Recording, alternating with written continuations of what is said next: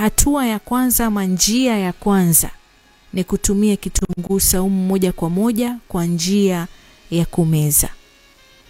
Njia ya moja kwa moja, msikilizaji, ya kutumia kitunguu saumu ni kumeza punje zake baada ya kuzimenya. Njia hii ni rahisi na ni moja ya mbinu bora za kutumia kitunguu saumu kwa faida ya mwili mzima.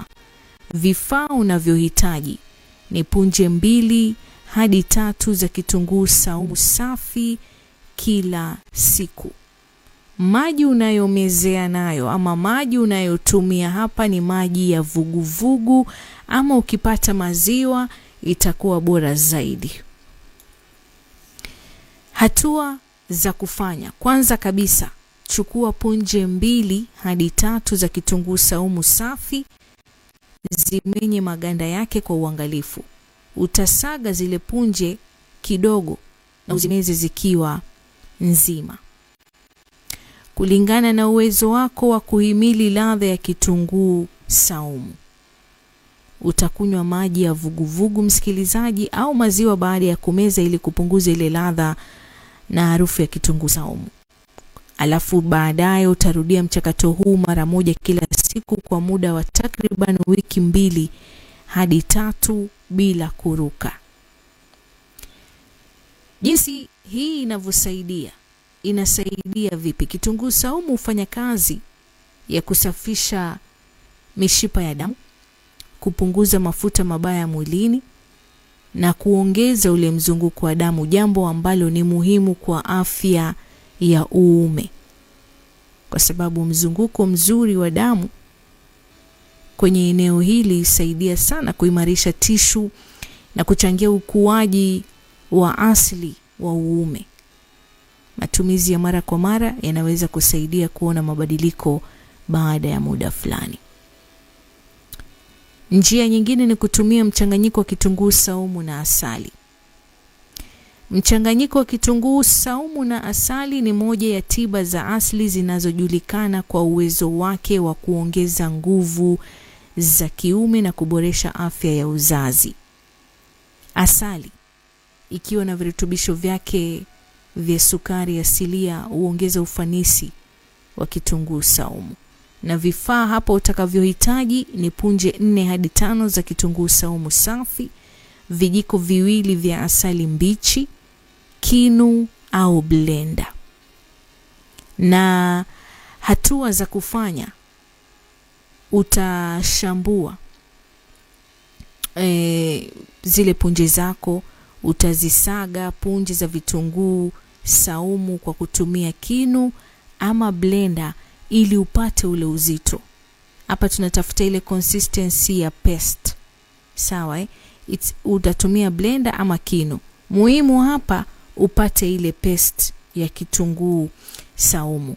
Lakini pia utachanganya huo mchanganyiko wa kitunguu saumu na vijiko 2 vya asali safi.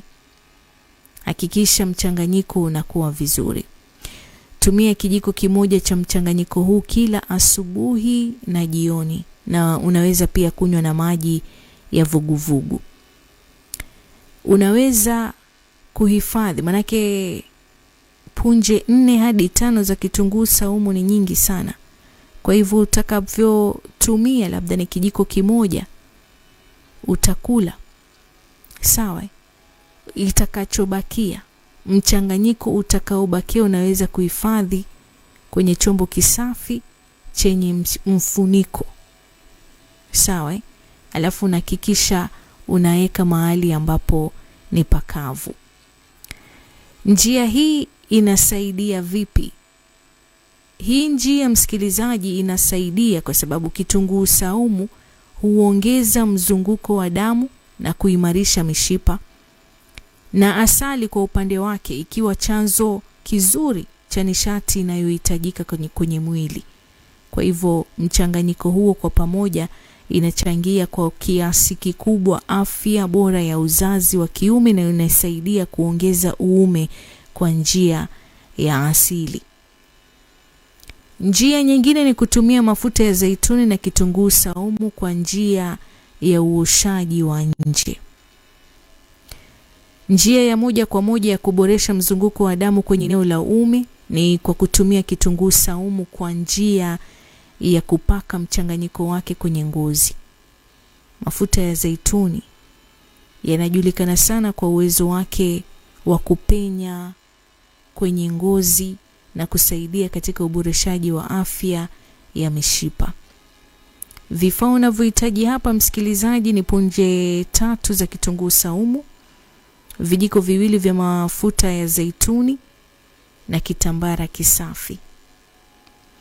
Hatua za kufanya: kwanza unasaga punje za kitunguu saumu ili kupata ule uzito. Alafu utachanganya hiyo paste. Baada ya kusaga hivyo vitunguu saumu, utachanganya na vijiko 2 vya mafuta ya zaituni. Utakoroga hadi mchanganyiko uwe mzuri na uwe umeingiliana sawa. Alafu utapaka taratibu mchanganyiko huu msikilizaji kwenye ngozi ya uume kwa takriban dakika 5 hadi 10. Alafu unafanya masaji nyepesi. Kuna tofauti ya kujifanyia masaji msikilizaji na kujipiga punyeto. Hapa unapaka mchanganyiko kwenye uume taratibu. Yaani ni kama vile unajipaka mafuta. Sawa? Alafu una massage polepole kwa takriban dakika 5 hadi 10. Alafu baada ya kujipaka utaacha huo mchanganyiko mafuta ya zaituni na mchanganyiko wa kitunguu saumu kwa takriban dakika 10 ili mchanganyiko huo uweze kupenya vizuri. Kisha baadaye utasafisha ama utaosha uume wako ulio na mchanganyiko kwa maji ya vuguvugu. Maji hapa ni ya vuguvugu, sio maji ya moto. Sasa wewe tumia maji ya moto utoke ngozi useme mashibebi, hapana. Maji ya vuguvugu, lukewarm. Yale maji ambayo hata mtoto mchanga, mtoto mdogo anaweza kuogea. So utarudia huo mchakato kila siku kwa muda wa takriban wiki 2 mfululizo.